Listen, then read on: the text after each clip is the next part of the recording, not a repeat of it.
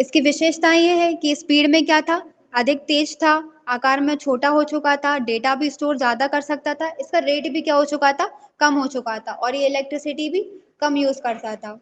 किसकी तुलना में, थर्ड जनरेशन की तुलना में। फर्स्ट सेकंड थर्ड से डेवलप्ड है, तो ऑब्वियसली उन्हीं के कंपैरिजन में होगा। तो ये क्या कर रहा था, काफी तेज वर्क करने लगा था, क्योंकि अब इसमें किसका यूज होने लगा था, VLSI का।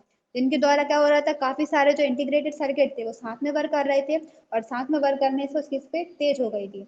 और वो साथ में वर्क कर रहे थे तो उन पर लोड कम पड़ रहा था, जिसकी वजह से ये क्या हो रहा था, बहुत जल्दी मतलब स्टोर वो भी कम लेता था इलेक्ट्रिसिटी, और गर्म भी नहीं होता था, हीट प्रोड्यूस करते थे पुराने वर्जन तक। लेकिन अब इसमें क्या हो रहा है, हीट भी कम प्रोड्यूस होती है, मतलब आप बहुत ज़्यादा लंबे समय तक इसमें वर्क कर सकते हैं, ये बहुत जल्दी गर्म नहीं होता है।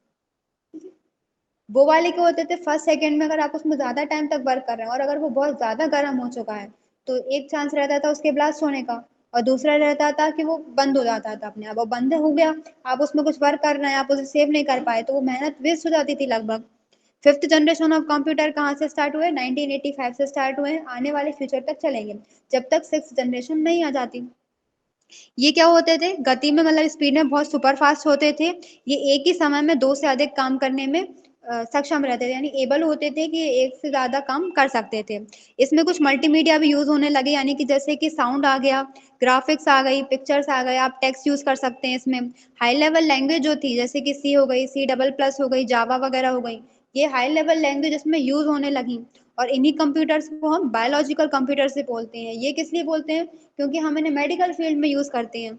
अगर आप इनके एग्जाम्पल देखें, तो फिफ्थ जनरेशन ऑफ कंप्यूटर के एग्जाम्पल क्या हो गए, परम 1000, IBM लैपटॉप्स हो गए, इंटेल P4 और नोटबुक्स हो गए।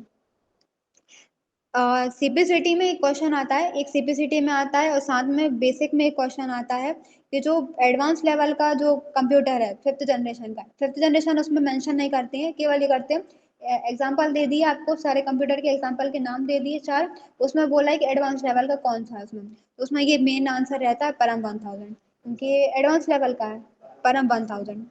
एक बार सीपीसीटी में आया था, और एक बार आया था बेसिक क्वेश्चन में। तो ये हमारे 500 जनरेशन की कंप्यूटर हो चुकी हैं,